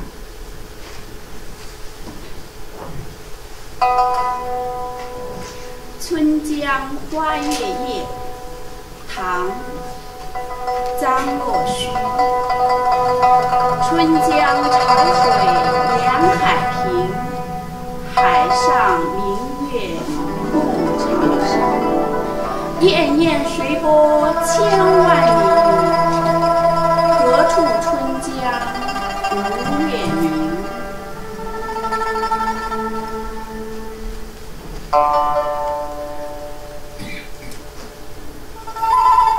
江流婉转绕芳甸，月照花林皆似霰。空里流霜不觉飞，汀上白沙看不见，看不见。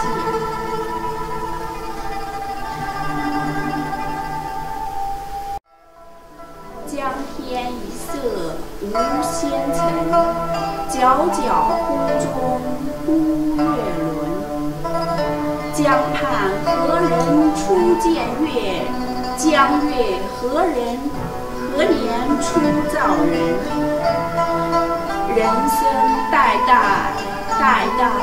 无穷已，江月年年只相似。 不知江月照何人？照何人？但见长江送流水。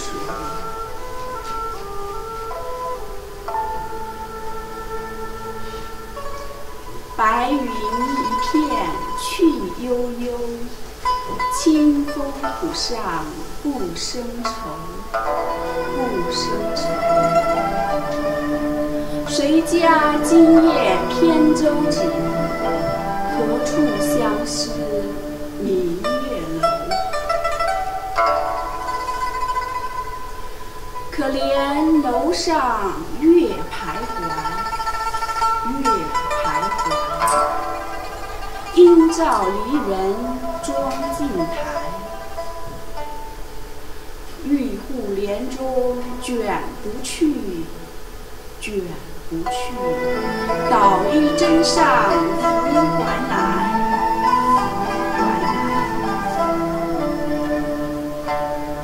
此时相望不相闻，相望不相闻。愿逐月华，愿逐月华流照君。 鸿雁长飞光不度，鱼龙潜跃水成文。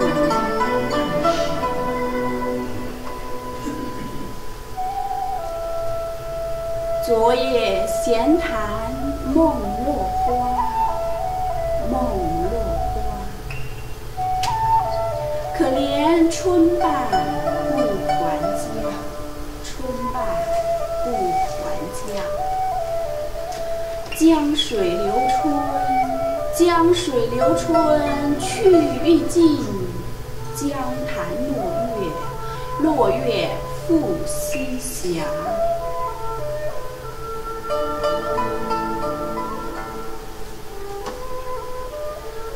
斜月沉沉长海路，碣石潇湘无限路，无限路。不知乘月几人归，落月摇情满江树。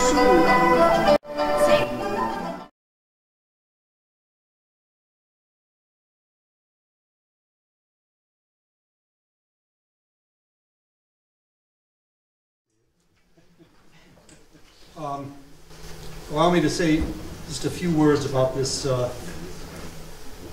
this image that you're seeing. This is the famous Crab Nebula, so named because the person who first observed it and cataloged it made a drawing of it that looked like a crab. And they called it the Crab Nebula ever since. This beautiful image is, I believe, a Hubble telescope image. And of course, the Hubble telescope is an extension of man's sensorium into the cosmos. It's an extension of from our minds out into the cosmos. And it was in the 20th century that they discovered that this object, which is 6,500 light years away from us, it's in our own galaxy, but that they discovered that it was a what they call a supernova remnant. A supernova blew up in the year 1054. It was observed in China. It lit up the sky for 2 weeks, as bright as the moon. And then it gradually became this, and we discovered it later on to be so in the 20th century. And we've discovered some fascinating things about it, most of which I will not go through, except for as they're relevant for this poem that I'm going to read. This thing is changing and developing and becoming more and more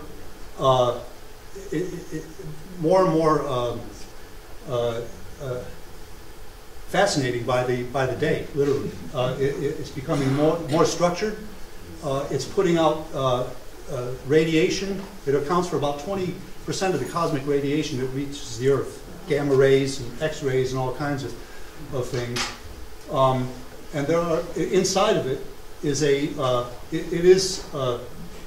the width of it is about 13 light years across. And in the middle of it, that's energizing the whole thing, is a neutron star, which has more matter in it than our sun, but it's only about the size of Houston. It's about 30 miles wide, and it's spinning 33 times a second. Right? And it's spewing out all kinds of radiation, which is causing very interesting things to occur in this entire object.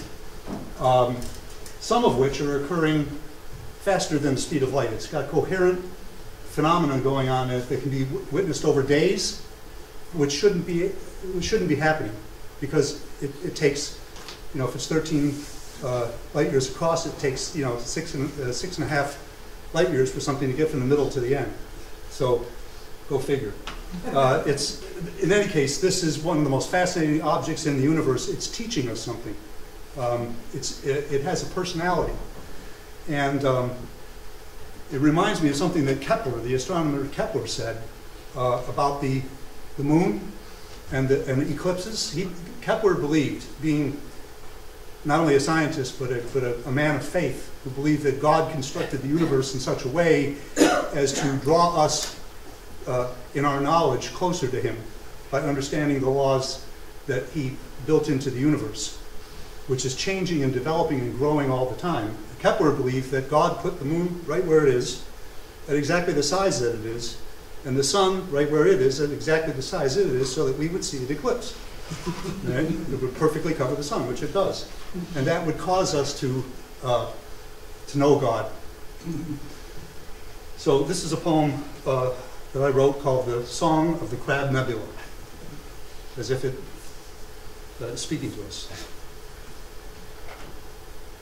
Long before the first eyes ever saw me, floating like a ghost upon the night, long before human minds even feebly pierced beyond their dimly shrouded sight, I was there, though clothed in different raiment, blazing like your own, my brother sun,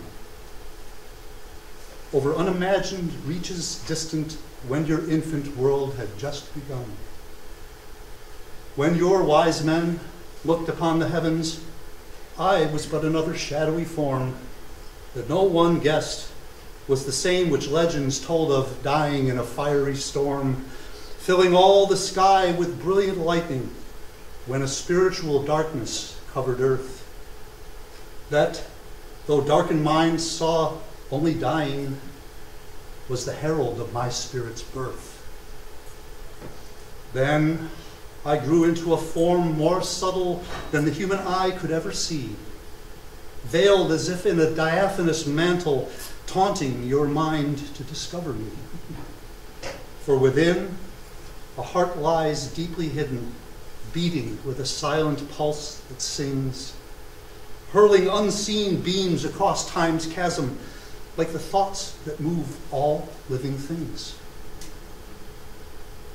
I was watching as your great explorers ventured on your planetary seas, and when bolder minds dared to discover things beyond the senses' certainties, waiting as you grew into a being that could feel my coursing, thought-like beams, and then recognize their higher meaning in your growing universe of dreams. As with sunlight, tiny atoms quicken into Earth's vast living harmony, endless, untold worlds of thought awaken when at last you grasp my mystery. When the passion for those passing shadows, for higher, unseen things you feel, my dark beauty will no more elude you, haunting like a thing unknown, unreal.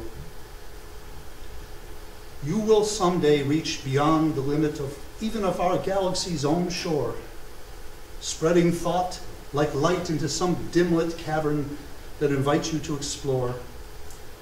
Then you will remember what first called you to whatever heights your spirit leads, and I will be smiling ever on you when you bend the distant stars like reeds.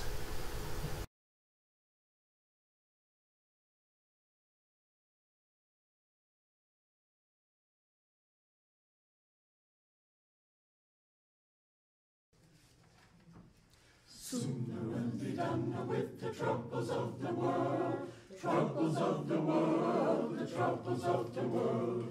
Sooner we'll be done with the troubles of the world, going home to live with God. Sooner we'll be done with the troubles of the world, troubles of the world, the troubles of the world. Sooner we'll be done with the troubles of the world, going home to live with God. I want to meet my mother. I want to meet my mother. I want to meet my mother. I'm going to live with God. I want to meet my mother. I want to meet my mother. I want to meet my mother. I'm going to live with God.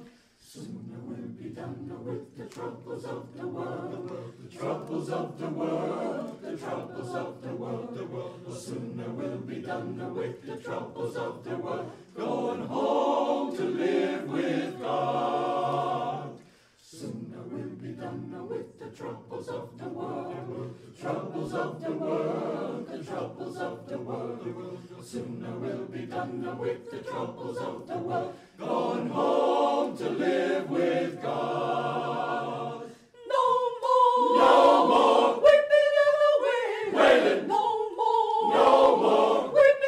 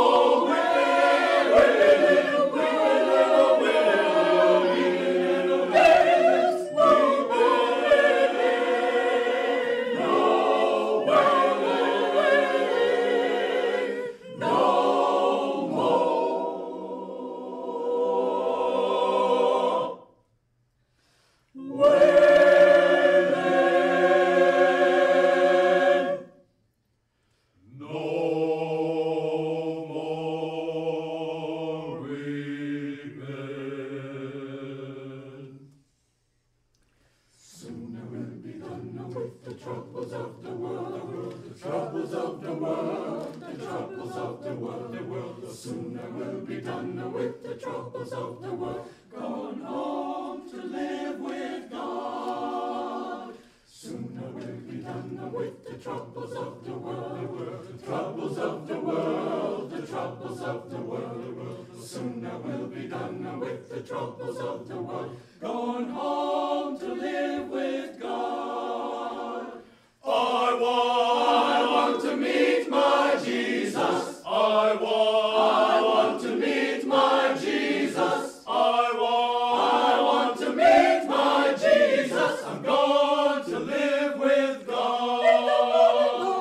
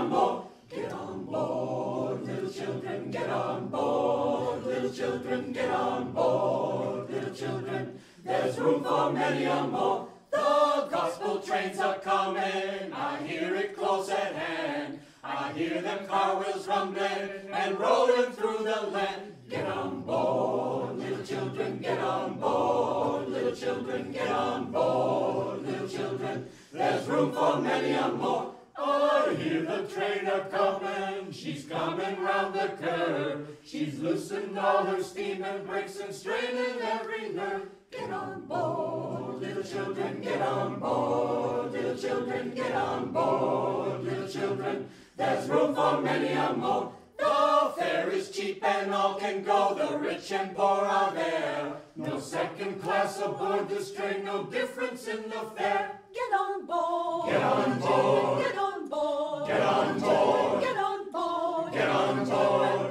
There's room for many a more. Get on board, little children, get on board. Little children, get on board. Little children, there's room for many a more. Get on board, little children, get on board. Little children, get on board. Little children, there's room for many a more.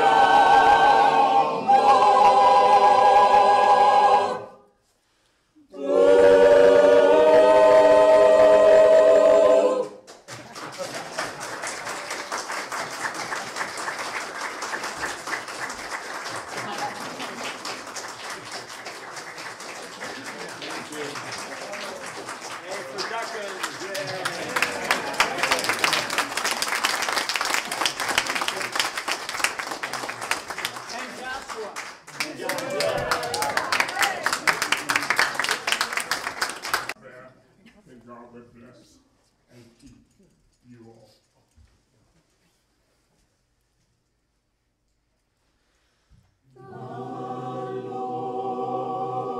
Bless you and keep you.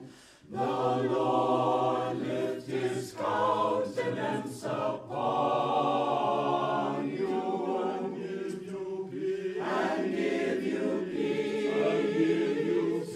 And give you peace.